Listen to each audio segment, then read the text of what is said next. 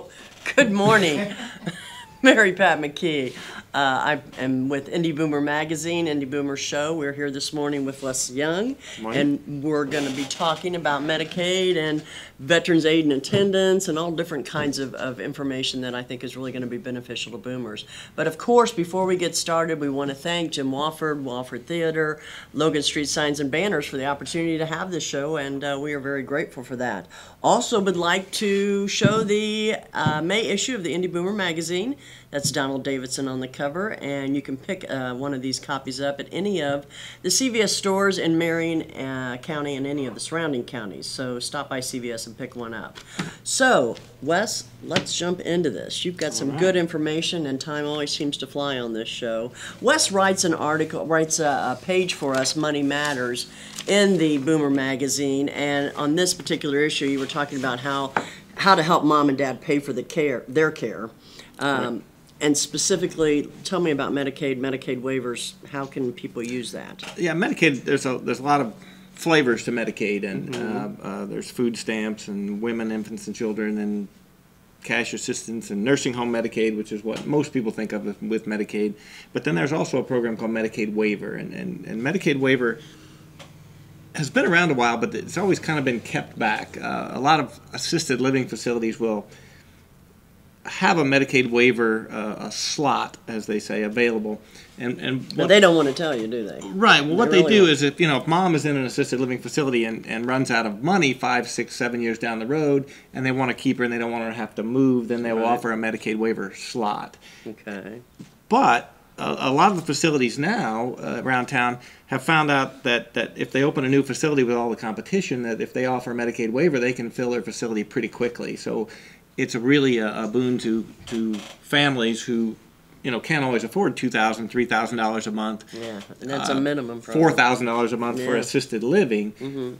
But with a Medicaid waiver, they can. And the way it works is there's an agency in town, SACOA. They are the ones that Central Indiana Council on Aging. Right, and they will come out and do a health assessment, and if you pass the health assessment, which basically means you need help in a couple of areas, and most people move to assisted living because you need help, not because it's fun or you well, it can be fun. Don't make it bad. Right, I mean, it can be fun, but that's not the reason you go. Right. You go because you need a little bit of help. Yeah. And being at home at the end of a long driveway is kind of a tough thing to do all winter. Right. So being in a facility is a great thing to have available. So under the Medicaid waiver,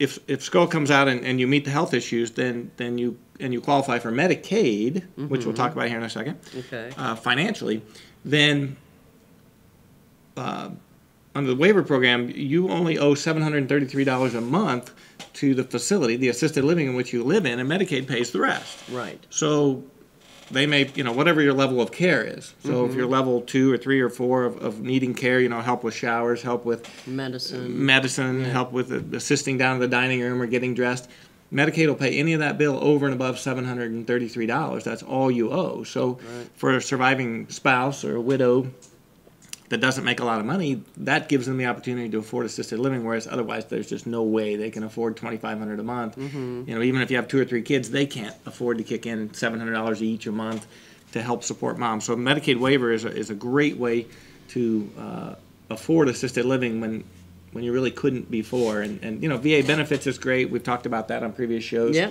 And we might touch on that a little bit later. Yeah. But the Medicaid waiver is a great way to get in. And some of the facilities have even gone as far as saying, a studio is what they will offer you for $733. If you want to go to a 1-bedroom, they'll add an additional charge for the facility, so it might be $1,400 a month. And if you want to go to a 2-bedroom, it might be $2,100 a month. That you would pay. That the person would pay. But it's still discounted at least by half if you can get Medicaid to help pay for the bill. So Medicaid waiver is something you should always ask if you're going to look at assisted living facility. Do you accept Medicaid waiver? Because for some folks, if you run out of money, it's a way to stay in the facility when you've been there and know people and are comfortable and are getting older. Other times, it's a way to get into the facility right off the bat to afford something as opposed to staying home until you fall or have an issue and then you have to go to a nursing home, which is not a better quality of life than an assisted living would be. So it's a great program. Well, let me ask you this, and this may be a falsity. That's why I'm not sure. Do the assisted living facilities, retirement communities, whatever you want to call them, do they have only a percentage of beds that are Medicaid? Yeah, they can. Do you know what I mean? Yeah, they can certify a few beds or the whole facility. Okay. It's really up to them on how they want to do it because they have to jump through hoops, staffing, certifications, and all kind of things to be Medicaid eligible. And once they do that, then they can designate a number of rooms or beds that they want to be able to accept that way. Okay. The other question I have for you is when Medicaid looks at a person and you don't have that much money, I'm assuming that means they don't have any assets either. Right. Medicaid, to qualify for Medicaid financially, which in the state of Indiana you have to be down to, the applicant has to be down to $2,000 in savings, not income, savings. Okay.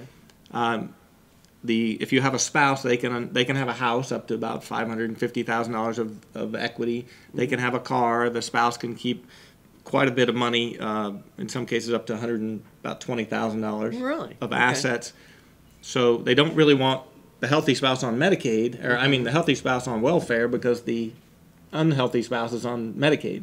So they allow the healthy spouse to keep a car, a house, and a big chunk of money.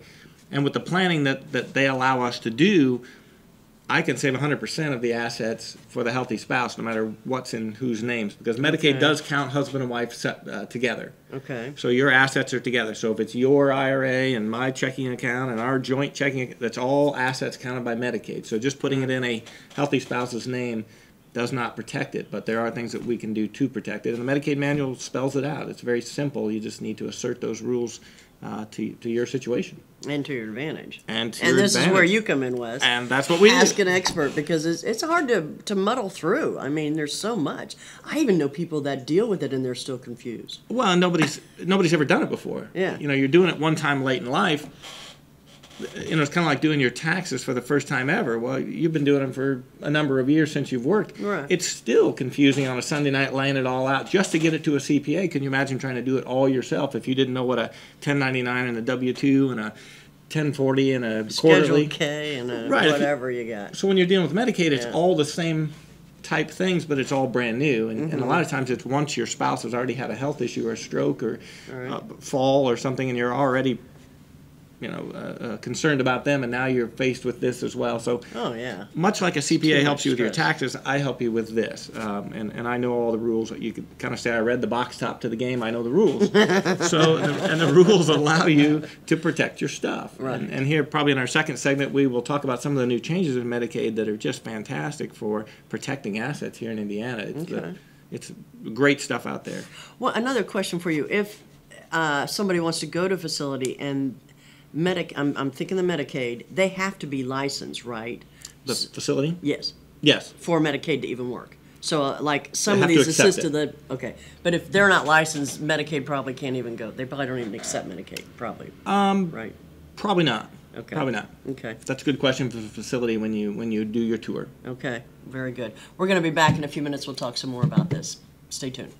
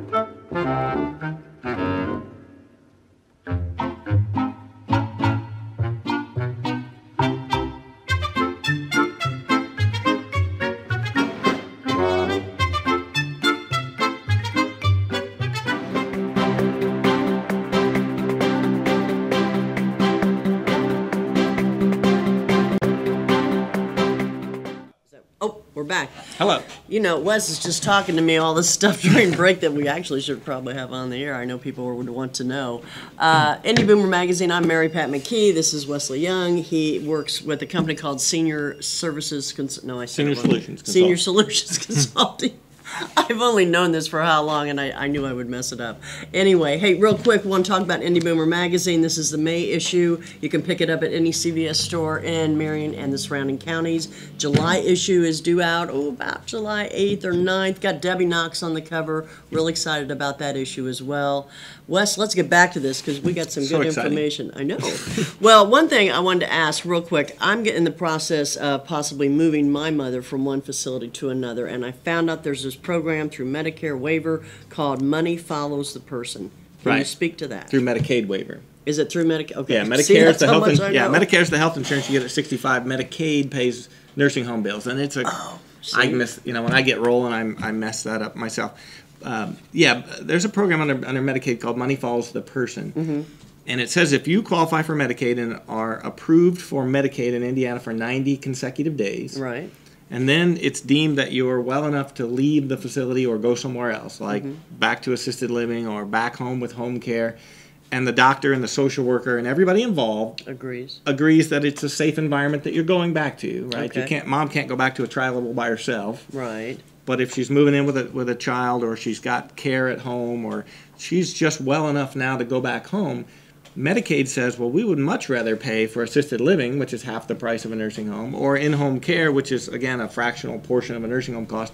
They would much rather pay for that. So they will say, yeah, we'll go with you, and they will help pay for that cost of assisted living or in-home care. Now, what you had mentioned earlier about a parent and a facility, once you're on Medicaid, you can go to any facility you want as long as they have a bed for you, a Medicaid certified bed. Okay. So if you're not getting the care you like, if mom has not had breakfast and dressed and all of that by a reasonable time in the morning, or if pushing the button and nobody's coming, and something to the point where you feel it's excessive, then you can transfer facilities and not miss a beat with Medicaid and not have to go through the process, because I found out yesterday there is a process and application, blah blah blah. Right. For Money Follows the Person, they have to deem you well enough to go back to assisted living. And that makes sense. Right. So like if you had a stroke and the recovery on a stroke, again, I'm not a doctor, but the recovery on a stroke can be slow. Yeah. And if you get to the point where you can function and manage and get better, you don't want to stay in a nursing home. You don't want your loved one in a nursing home. Nobody wants to stay in a nursing home. So let's back them down to assisted living if they can do that, and Medicaid will help pay that bill. Okay. So that's a fantastic way to tell your loved one that this isn't the end of the road. It's just where we are right now. Right. And if we can get better, we can go elsewhere. That's a really good way to put it. Okay. Yes. Tell everybody what you were just telling me in the break. There's new changes to Medicaid. I didn't want to say Medicare because Medicaid. As of last year, they made a few changes to Medicaid. Okay, give us some. Basically, it has a lot to do with IRAs. IRAs in Indiana, well, anywhere.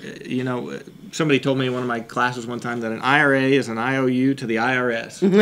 I like it. I like it. You touch that thing and you owe taxes, right? And people are always told, keep your IRA till the end. Don't spend it. Keep it. Well, now in the last couple of years, we've noticed a lot of people that come to us for care planning need it. Have IRAs. Well, if you've got a CD or a checking account or things that aren't IRAs, and we need to move them around to protect assets for a spouse or a single person for Medicaid, that's not a big deal. You can move those things around. But you start pulling an IRA out, and then Uncle Sam is going to send you a 1099. For the whole thing, and if you add another $150,000 income to what you made last year, you're in big trouble. It's kind of painful. Yeah. It's kind of painful. Now, again, in Indiana, like we talked about, you have to be under $2,000 in assets for your applicant for Medicaid. So if you have a $150,000 IRA or a $250,000 IRA, you got to get that thing down to $2,000. Well, if you cash it in, you're going to pay tax. Right. You're going to have an additional income of whatever you took out of that. So now with the new rules, what they've done is they've said that a community spouse or the healthy spouse, their IRA is now completely exempt, no matter how much it is. 401k, IRA, qualified. So say the wife is needs Medicaid, but the husband still has the IRA. Right. They're good even though they're married. Right, because under Medicaid, assets are counted jointly. Right. His and hers, theirs, revocable trust, all of that is one pot of money in Medicaid's eyes. Okay. But now, if an IRA for the healthy spouse is completely exempt, hands off, well, that's a big, huge deal, because we have a lot of clients in their 60s and 70s, and if one spouse gets sick and passes away, the other one's still got to live, and they need money to live on. Sure. Not to mention that their income is going to be dropped by another Social Security check goes away. A lot of times pensions go away, things like that. So. What we're able to do then is use what's called a quadro, qualified domestic relations order. Usually they're used in divorce cases. Quadro. And I'm not an attorney. I'm just telling what I know. I know. I've never heard the word before. And what it is it's in a divorce situation when one spouse has a large IRA and the court through divorce orders half of that to be paid to the other spouse, and they can do that without taxation. The court will give an order to the company holding the IRA and say, move half of that to the spouse and don't make it taxable. So it's a court-ordered. That's a beautiful thing. IRA. Well, the way we can use that now is if we have one spouse going to the nursing home, we can approach a family court through an attorney. We have an attorney across the hall from us that does this. He can approach the judge and say, due to health care reasons, this spouse is going to really have a hardship if all this assets get spent down. We can move that IRA from the sick spouse to the healthy spouse, and now it's untouchable. So that is a huge, huge planning tool, whereas normally we would have had to turn that into income or make it taxable or cash it in. I mean, there's only so much you can do with an IRA to get it down to $2,000, short of spending it or cashing it in, and either way, it's not good. Right. So, so some of the new changes are just fantastic with allowing us to protect spouses and their savings. Their savings. So, one of the things that you've got, Wes, at your disposal is you have attorneys, you have other resources of people that are experts in their fields, but what you can do for people is you can sit down with them and tell them strategies and explain to me what exactly you guys can do. Yeah, we kind of look at the whole picture. We're not CPAs, but we know a lot about taxes. We're not attorneys. We know a lot about legal things, and we can bring together ideas and then bring the people to the table. So a lot of times, if you're my client because you're your mother or father, I'll say, do they have an attorney or a CPA? If they do, bring them to the table, because we learn things every day from these other professionals that are able to help us, but they don't always. Your CPA doesn't do Medicaid. Right. And he might be the one or she might be the one to tell you, well, don't spend your IRA till the end because it's taxable. Well, now when you go into the nursing home and you got to get rid of it all of a sudden in 1 year, maybe if there's an early diagnosis of dementia or Alzheimer's and you're still able to stay home with the spouse, let's start getting that IRA down. Let's take a little bit each year. You have tax brackets, and if you're only here, we might as well take as much as we can out of the IRA at the lowest tax bracket every year, so that when you will need to go, because they haven't cured Alzheimer's, dementia, Parkinson's, some of these things that tell me that you will need care in 4 or 5 years, well, let's use that 4 or 5 years to get your assets in the right position. So you're in good shape. So when that time does come, we're not scrambling or cashing in things or selling stock, and because if we save it from the nursing home and turn around and pay it in taxes to you don't really care. We haven't done as good a job. But if you give us some time, we can use long-term care if you have it. We can use whatever tools. But we always bring in professionals so that we don't miss anything, and we don't miss any additional ideas that those folks bring to the table. Right. Well, and that's something that we just find underlying continuously on this show is asking us an expert. I guess it's easy for me to say, right? But I mean, when it comes to Medicaid, it comes to veteran aid and attendance, it comes to Social Security, there are experts out there that can help you, and it's worth every penny that you might have to even spend for something like that. Hey, we got to close up the show real quick. Want to remind everybody to watch Boomer TV on Channel 8 on Sunday mornings at 10:30. Patty Spittler is our host, and we've got a great new show coming up for you all this Sunday. Also, how do they get a hold of Wes? Oh, yeah, you know what? We do this on radio Monday through Friday at 6:30 p.m. So give us a phone number so they can know where to call you. Yeah, our office is Senior Solutions Consulting. Again, my name is Wesley Young, and our office number is 317-863-0213. And we work in Indiana and a lot of times out of the state as well. Okay, and I know they do a great job. That is my testimonial for them. I've sent many of folks to them as well. So thanks for watching, and we will see you all next week. Thanks.